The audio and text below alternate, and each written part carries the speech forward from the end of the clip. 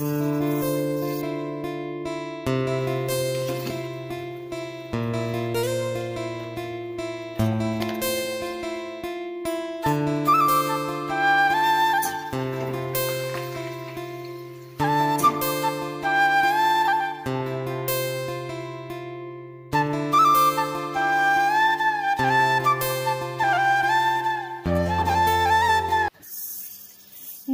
বন্ধুরা, good morning.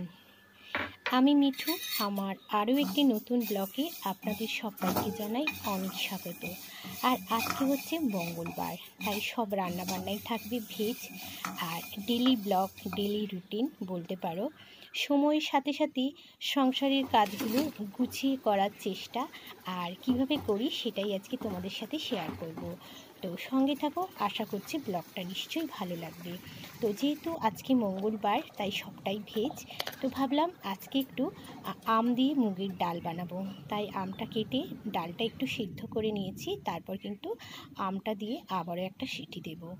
আর এদিকে দেখো, কড়ার মধ্যে তেল দিয়ে দিলাম।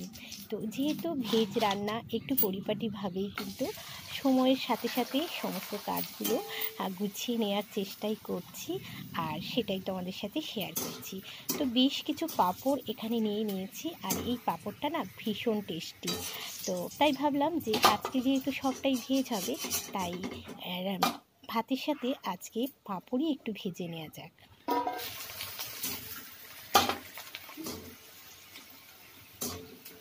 তো অল্প অল্প করে কিন্তু অনেকটাই পাঁপড় আমাকে ভাজতে হবে।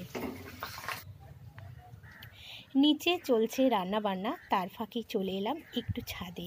কারণ রান্না বান্না করতে করতে সেভাবে কিন্তু আর ছাদে আসা হয় না। সকালবেলা বেশ কিছু জামা কাপড় ছাদের মধ্যে মেলে দিয়েছিলাম, তাই ভাবলাম যে এই সময় একটু ছাদে যাই, একটু ঘোরাফেরাও হবে আর নিজের কাজগুলোও হবে। তো সেই চেষ্টাই চলছে।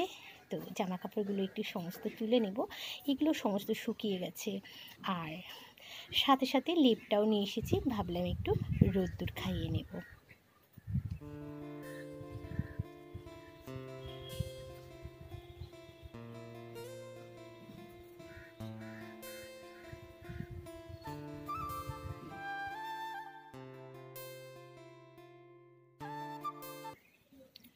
তো ছাদে যে সমস্ত টুকিটাকি কাজকর্ম ছিল সেগুলো সমস্ত কিছু গুছিয়ে গেছে, চলে এলাম।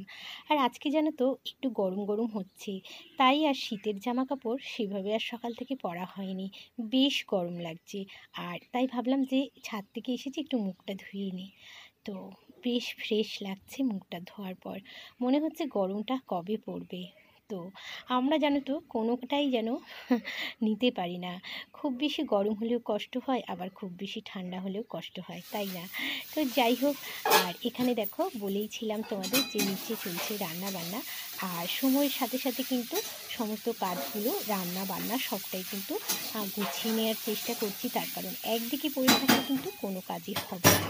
তো তাই এভাবেই কিন্তু গুছিয়ে গেছি, কাজগুলো করছি। রান্না বান্না করতে করতে কিন্তু একবার ছাদে গিয়েছিলাম, সময় একদম হচ্ছে না। আর ফুলকপিটা যে দেখিয়েছি, ফুলকপিটা একটু সিদ্ধ করে নিয়ে, তো ফুলকপি আর আলু একসাথে একটু ভেজে নিচ্ছি, তারপরে এটা দিয়ে বানাবো পোস্ত। তো এখানে দেখো, কাঁচা লঙ্কা, টমেটো আর পোস্ত এটা কিন্তু একসাথে পেস্ট করব। আর দু একটা টমেটো এই কারণে দিয়েছি যাতে পোস্তটা খুব ভালোভাবে বাটা যায়। দেখো, ঠিক আছে। তো এখন পোস্তটা বানাবো, আর তার সাথে কি হচ্ছে চলো দেখিয়ে দিই। এখানে হচ্ছে ফুলকপি আর আলুটাকে এইভাবে একটু ভেজে নিচ্ছি। মশলা এখনো কিছুই দেওয়া হয়নি, সেজন্য নুনটাই দিয়েছি। আর পোস্তটা বেটে এর মধ্যে দেবো, পরিমাণ মতো লঙ্কা আর হলুদ একটু দেবো। তো মশলা এখনো কিছুই দেওয়া হয়নি। তো এইভাবে ফুলকপি দিয়ে পোস্ত বানালে দারুণ কিন্তু খেতে হয়। আর এদিকে দেখো, একটু যে আমটা আমি একটু ডাল করব, ডাল সাতলাইনি এখনো, আম দিয়ে ডাল। আর ভাবলাম একটু আমের চাটনি করি। আর নিরামিষের দিনে না দেখবে একটু চাটনি না হলে না একদম ভাত খেতে ভালো লাগে না। তো তার জন্য একটু আমের চাটনি করে নিলাম। তো রান্নাবান্নাটা কমপ্লিট করছি, সঙ্গে থাকো। রান্নাবান্না প্রায় শেষের দিকেই বলতে পারো। পোস্তটা বানালেই কিন্তু আমার রান্নাঘর থেকে বলতে পারো মানে রান্নার দিক থেকে ছুটি হবে। তবে কিচেনটা ক্লিন করতে বেশ সময় লাগবে। আর এখানে পোস্তটা আমি একটু বেটে নিচ্ছি।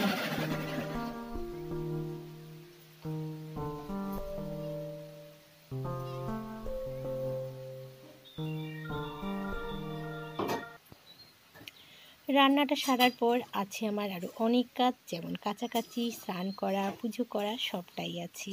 তো সেই কাজগুলো সমস্ত গুছিয়ে নেব পরপর। তো দেখো বন্ধুরা, এখন হচ্ছে কিন্তু দুপুরবেলা, আর একটা নতুন জিনিস আজকেও এসে গেল। তো বলতে পারো ছেলের বায়না মেটাতে এটা আনা। যদিও এই জিনিসটা আমাদের সবারই কিন্তু অনেকটা দরকারি, তবুও ওরই এটা বায়না ছিল যে এই জিনিসটা আনার জন্য। তো এটা কি তোমরা বুঝতেই পারছো। তো কম্পিউটারের এটা হচ্ছে মাউস। তো ভীষণ সুন্দর, ভীষণ ভালো লেগেছে। দুপুরবেলায় কিন্তু এটা এসেছে। আর দেখো আমি কিন্তু একটু দেখেই নিচ্ছি। তো বলতে পারো ছেলের বায়নাতেই আজ একটা নতুন জিনিস আবারও ঘরে এলো। তো এটা হচ্ছে মাউস। কেমন লাগলো অবশ্যই জানাবে। আবারও কিন্তু দেখা হচ্ছে নেক্সট ব্লগে।